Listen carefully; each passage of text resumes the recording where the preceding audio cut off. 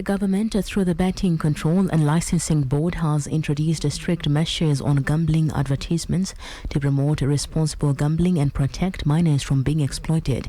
In a statement on Friday, BCLB chairperson Dr. Jane Macau said all gambling advertisements shall be submitted to the board for approval and forwarded to the Kenya Film Classification Board for classification before being distributed or exhibited. Gambling ads near schools, religious institutions or places frequently visited by children, such as playgrounds and shopping malls, are prohibited. The board also banned the use of celebrities, influencers and content creators to endorse or promote gambling.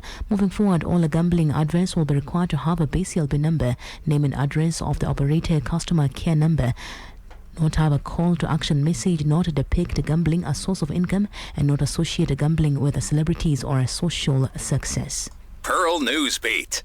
The National Assembly's Justice and Legal Affairs Committee will vet nominees for the chairperson and 6 commissioner positions of the Independent Electoral and Boundaries Commission tomorrow. This comes after the High Court allowed the vetting to proceed, but barred the nominees from being gazetted or sworn into office, pending further court directions. President William Ruto submitted the names of the nominees to Parliament on the 9th of May. He nominated Erastus Edung Ethekon as IEBC chairperson, alongside Anne Nderitu Moses Mukwana, Mary Karen Sorobit, Hassan Noor, Francis Odhiambo and Fahim Abdallah as commissioners. The vetting will take place at the Mini Chamber County Hall in Nairobi. Ethekon will appear before the George Murugara-led panel at 9 a.m.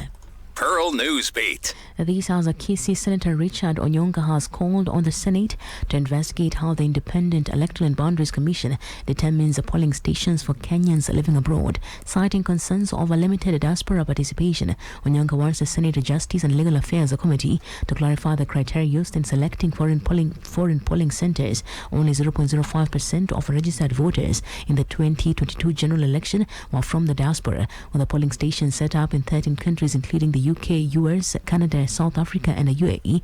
The Senator stressed the need for transparency and accountability, urging the committee to explain the procedures for diaspora voter registration, civic education and voting. According to IEBC, the presence of Kenya missions, host country conditions and logistical cost influence the site selection. Onyonka, who is backing Fred Matiang'i's presidential bid, argued that Kenyans abroad must be better informed and are given wider access to polling stations. Pearl Newsbeat.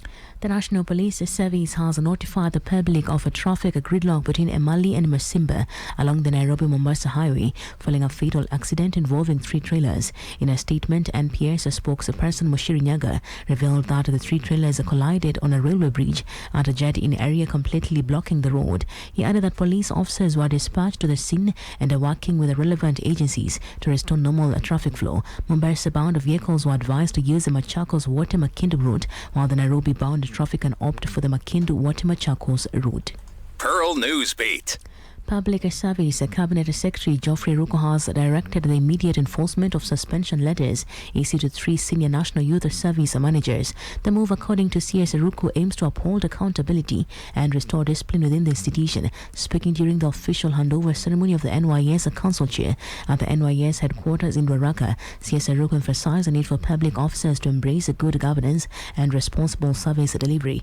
Quoting Article 10 and 232 of the Constitution, he expressed a need for public service rooted in integrity, accountability and professionalism, further adding that public officers must ensure efficient and effective use of resources, uphold transparency and serve all Kenyans fairly and responsibly. CS Ruku also reaffirmed President William Ruto's directive to safeguard public resources, warning that individuals found mismanaging funds have no place in the NYS.